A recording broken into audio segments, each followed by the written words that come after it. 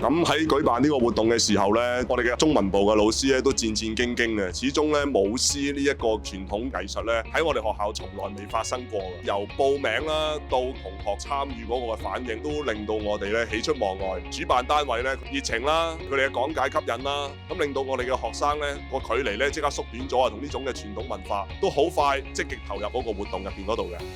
我其實發現呢個活動係幾有趣嘅，即係喺呢個過程之中啦，我都體驗咗做獅頭，抑或係獅尾咧，其實都係有啲難度嘅。例如話係做獅頭嘅時候，其實都幾重啦，或者係做獅尾你要烏低個身啦，幾考個耐力，我都幾佩服真係去表演舞獅嗰啲嘅人。即係呢啲係屬於非遺啦，咁我覺得可以由古代傳承到而家，其實我都幾佩服咯。對中國傳統文化嘅理解呢，而家語文教育工作者呢都好怕就係依書直說嘅。我哋都有時候會透過一啲嘅互動教學工具啊、資訊科技啊，令到學生有一種沉浸式嘅體驗嘅。但係成日太過依賴呢個嘅資訊科技呢，我哋都覺得都係有啲摸不着。今日一個嘅實體現場，俾佢哋親身可以去嘗試呢，可以摸到一啲實實在在嘅物品。其實呢一個經驗對學生嚟講係好寶貴嘅。咁佢哋可以嘗試去做舞獅。咁我覺得唔單止係中華文化啦，咁其實舞獅佢唔係淨係睇嗰隻舞獅嘅裝飾啊、設計有幾好，